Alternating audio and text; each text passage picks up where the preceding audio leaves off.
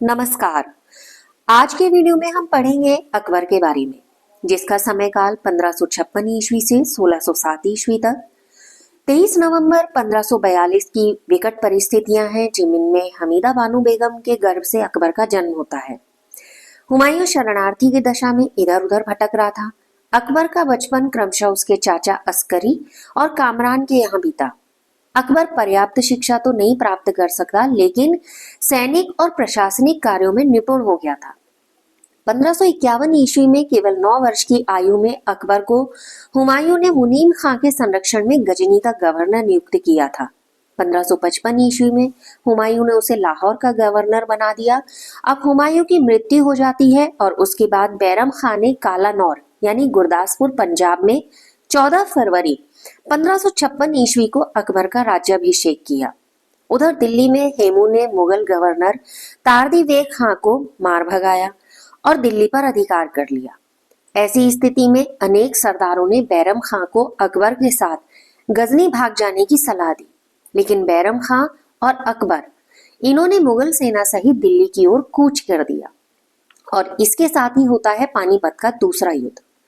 यह युद्ध अकबर और हेमू के बीच 9 नवंबर 1556 ईस्वी को पानीपत के मैदान में हुआ था।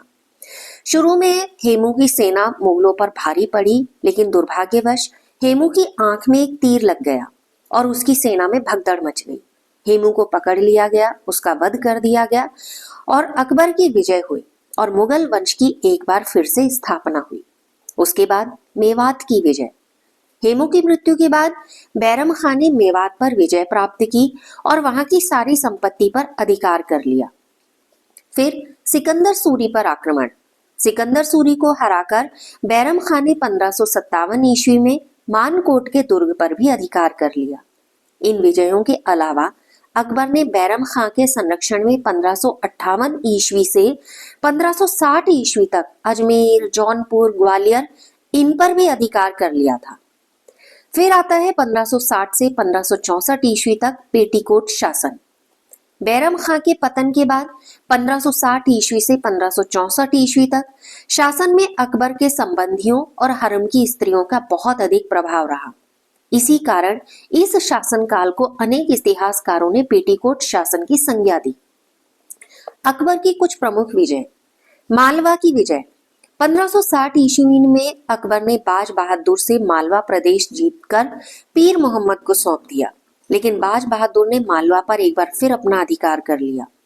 1562 ईस्वी में अकबर ने फिर मालवा के विरुद्ध विशाल सेना भेजी और बाज बहादुर ने उसकी अधीनता स्वीकार कर ली और मालवा भी मुगल साम्राज्य का अंग बन गया। गोंडवाना विजय। 1564 ईस्वी में अकबर ने रानी दुर्गावती को हरा करके गोंडवाना प्रदेश पर पे अधिकार कर लिया था। चित्तौड़ विजय। 1568 ईस्वी में अकबर ने राणा सांगा के पुत्र उदय सिंह को हराया और उसके बाद मेवाड़ के रणथंभौर के प्रसिद्ध दुर्ग चित्तौड़ को जीत लिया। उदय सिंह की मृत्यु के बाद महाराणा प्रताप ने अकबर के विरुद्ध अपना संघर्ष जारी रखा था। रणथंभौर और कालिंजर की विजय। 1569 में अकबर ने रणथंभौर पर आक्रमण किया। यहाँ के शासक राणा सुजान राय ने अकबर की अधीनता स्वीकार कर ली। राणा प्रताप के विरुद्ध युद्ध। मेवाड़ के राणा प्रताप ने अकबर को अधीनता स्वीकार करने से मना कर दिया और 1567 ईस्वी में राजपूतों यानी कि राणा प्रताप ने मुगल सेना के मध्य हल्दी घाटी का प्रमुख युद्ध हुआ। राजपूत शक्ति को बहुत क्षति हुई, किंतु फिर भी उन्होंने मुगलों के विरुद्ध अपना संघर्ष जारी रखा और अंत तक मुगलों की अधीनता स्वीकार नहीं की। राणा प्रताप ने कभी भी मुगलों की अधीनता को नहीं स्वीकारा था।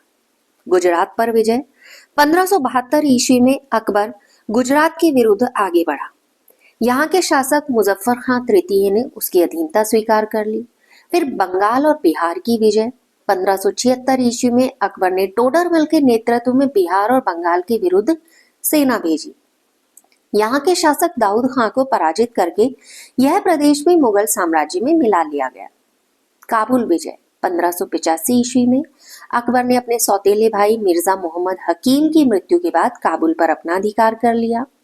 1586 ईस्वी में अकबर ने राजा भगवान दास की सहायता से कश्मीर पर अधिकार कर लिया और 1591 ईस्वी में 1591 ईस्वी में सिंध पर और 1596 ईस्वी में कंधार पर भी विजय प्राप्त की। 1600 ईस्वी में अकबर ने मुराद और खान खाना के नेतृत्व में अहमदनगर या अहमदनगर के विरुद्ध सेना भेजी। मुगल सेनाओं ने वहां के शासक निजाम खान को बंदी बना लिया और अहमदनगर पर अधिकार कर लिया। 1601 ईस्वी में खान देश के शासक मिर्जा बहादुर को पराजित करके इस पर भी अधिकार कर लिया। इस प्रकार अनेक विजयों के साथ उसने एक विशाल साम्राज्य विस्तृत कर लिया था जो हिमालय से नर्मदा नदी के तट तक विस्तृत था। अकबर के समय में बहुत विद्रोह भी हुए, जिनमें उजबेगों का विद्रोह। उजबेक पुराने अमीर थे अब्दुल्ला खां, खान जमा या अली कुली खां, आसफ खां, बहादुर खां, इब्राहिम खां, अवध का सूबेदार खाने आलम आदि इस विद्रोह के प्रमुख नेता थे। 1564 ईस्वी में अब्दुल्ला खां ने अकबर के विरुद्ध विद्रोह किया। अन्य उजबेक सरदार भी उससे मिल गए और 1565 ईस्वी में खान जमो ने विद्रोह कर दिया तथा आसफल खां भी उससे जा मिला। अकबर ने खान जमा के विरुद्ध सेना भेजी, लेकिन मुगल सेना को 1565 ईस्वी में मुंह की खानी पड़ी। अकबर ने दूसरी बार सेना का नेतृत्व किया, किंतु उसे अपने भाई हकीम मिर्जा के कार्यों के कारण यह अभियान स्थगित करना पड़ा। अपने भाई से निपटने के बाद 1567 ईस्वी में अकबर की सेनाओं ने रात के समय गंगा नदी को पार करके सुबह सुबह उजबेगों पर आक्रमण कर दिया। खान जमा मारा गया। यह स्पष्ट है कि विद्रोह केवल अकबर की वीरता और उपयुक्त समय पर कार्य करने के कारण ही दबाया जा सका। फिर होता है मिर्जा वर्ग का विद्रोह। मिर्जा वर्ग के लोग अकबर के संबंधी थे। इब्राहिम मिर्जा, मोहम्मद हुसैन मिर्जा, सिकंदर मिर्जा, महमूद मिर्जा, मसूद मिर्जा इस वर्ग के प्रमुख विद्रोही थे। बादशाह से संबंधी होने के कारण ये लोग कुछ विशिष्ट अधिकार चाहते थे और उन्होंने विद्रोह कर दिया। 1573 ईस्वी तक अकबर मिर्जाओं के विद्रोह को पूर्ण रूप से कुचलने में सफल हो गया था। बंगाल और बिहार में भी विद्रोह हुए। 1580 ईस्वी में बंगाल में बाबा खां, काकशल और बिहार के मासूम काबुली तथा अरब बहादुर ने विद्रोह किया। 1581 ईस्वी में राजा टोडरमल के नेतृत्व में मुगल सेना ने इस विद्रोह को कुचल दिया। और उधर अफगान और बलूचियों का भी विद्रोह हुआ। अकबर ने कश्मीर अभियान के समय 1585 ईस्वी में पश्चिमोत्तर सीमा पर अफगानों और बलूचियों ने विद्रोह कर दिया। इस विद्रोह में बीरबल की हत्या कर दी गई। राजा टोडरमल और राजा मानसिंह ने इस विद्रोह को कुचला। शाहजादा सलीम, इसने भी विद्रोह किया। सम्राट अकबर शाहजादा सलीम को बहुत लाड़ प्यार करता था और इसकी वजह से वो बहुत बिगड़ गया था। वह बादशाह बनना चाहता था। 1599 ईस्वी में अकबर की आज्ञा के बिना अजमेर से इलाहाबाद चला गया और वहां स्वतंत्र शासक के रूप में रहने लगा।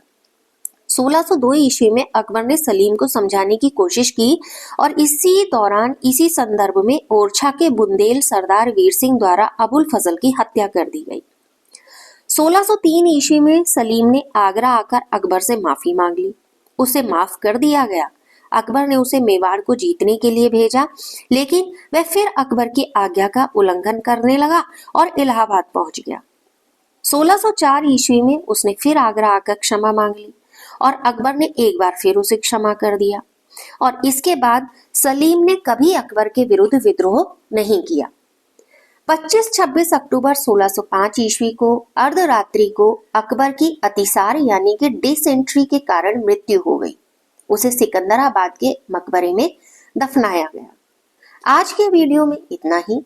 अगले वीडियो में हम पढ़ेंगे अकबर की राजपूत नीति और धार्मिक विकास उसके काल में कैसा हुआ। नमस्कार।